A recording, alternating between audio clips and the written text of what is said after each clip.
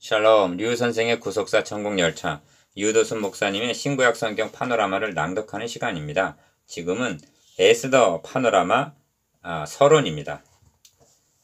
에스더의 요약 1장 왕후의 위를 저보다 나은 사람에게 주소서. 2장 유다인 모르드게와 에스더를 세우신 하나님. 3장 자기는 유다인임을 고함. 4장 유다인은 구원을 얻는다. 5장 잔치를 베풀어 싸우니 오소서. 6장 왕이 존귀케 하기를 기뻐하는 자. 7장 유다 민족을 에스더에게 주신 하나님. 8장 상반된 두 조서.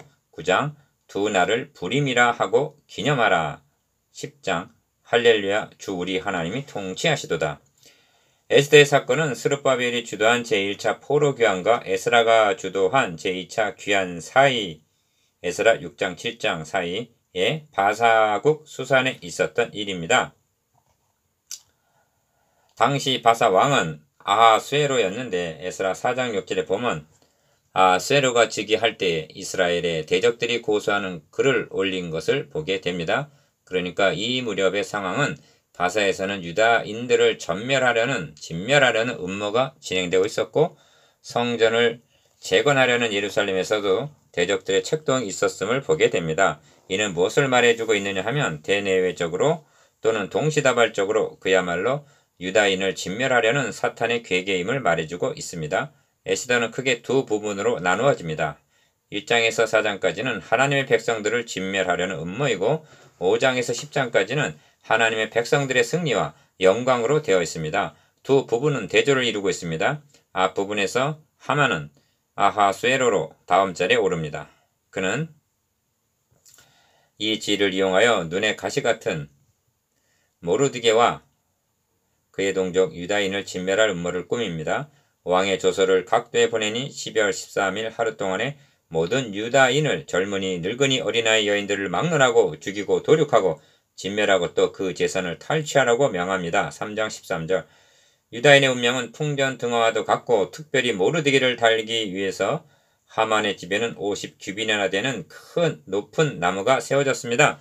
이 상황은 어느 모로 보아도 절망적인 상황이었습니다. 그러나 뒷부분에서 사태는 완전히 반전이 되어 모르드게가 아하수에로 다음 자리에 오르게 되고 모르드게를 달려던 나무에 하만이 달리게 됩니다. 위기에 몰렸던 유다인에게는 영광과 즐거움과 기쁨과 존귀함이 있게 되고 8장 16절 유다인을 죽이려던 대적자들이 죽임을 당하게 됩니다. 이날에 유다인들이 대적에게서 벗어나서 평안을 얻어 슬픔이 변하여 기쁨이 되고 애통이 변하여 길한 날이 되었다고 말씀합니다. 9장 22절.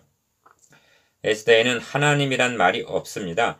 이에 대해 하나님의 이름이 없으면 하나님의 손가락이 있다고 말한 메투엘의 지적은 옳았습니다.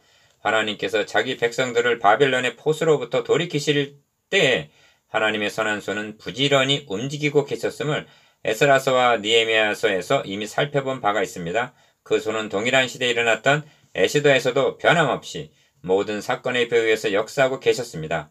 하나님께서 섭리하시는 방법들을 주목해 보십시오. 요나서에서 여호와께서 이미 큰 물고기를 예비하신 1장 17절 하나님은 전쟁고와 에스더를 왕후로 이미 예비해 놓으셨습니다.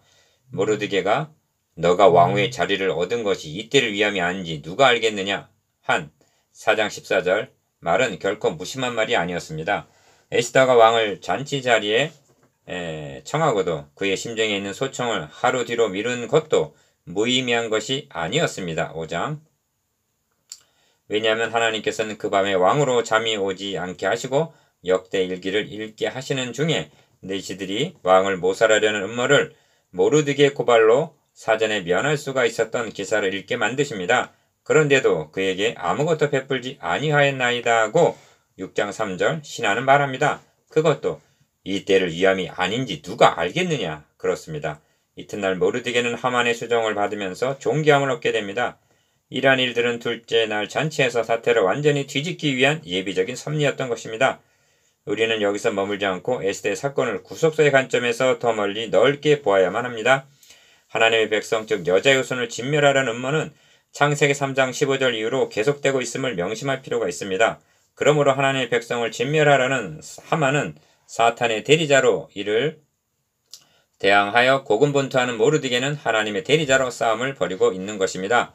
그러하기 때문에 성경은 하만을 유다인의 대적 하만이라고 3장 10절, 8장 1절, 9장 24절 지칭하고 모르드게는 개인적인 모르드게가 아닌 유다인 모르드게라고 부르고 있음을 주목해야만 합니다. 성경은 하만의 직분을 아각 사람 하만이라고 3장 1절, 10절, 8장 3절, 5절, 9장 24절 5번이나 소개하고 있는데도 관심을 기울일 필요가 있습니다. 아각은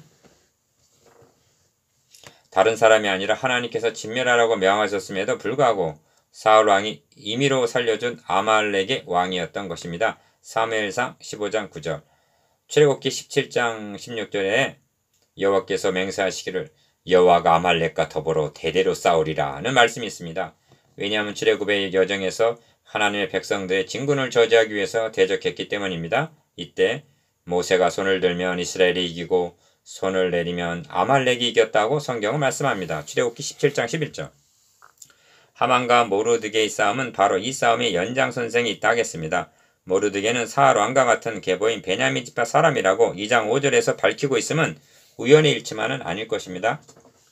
사울 왕은 살려두었으나 모르드게에 의해 진멸이 됩니다.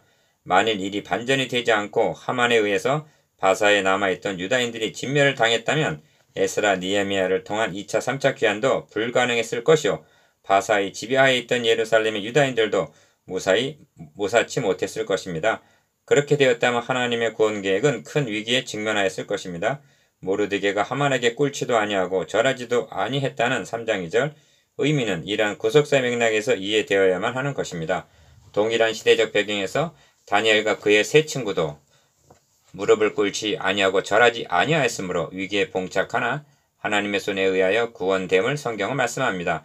또한 에스더는 룻기와도 상응합니다. 왕이 없으므로 사람이 각기 자기의 소견에 옳은 대로 행하였던 암흑기에 이방 여인 룻을 들어서 다윗왕을 준비하심으로 메시아의 계보를 계승케 하신 일이나 에스더라는 고아 소녀를 들어서 위기에 직면한 자기 백성을 보호하시는 데 사용하시는 하나님의 섭리는 인간의 생각으로는 측량할 수가 없는 은총이 아닐 수가 없습니다.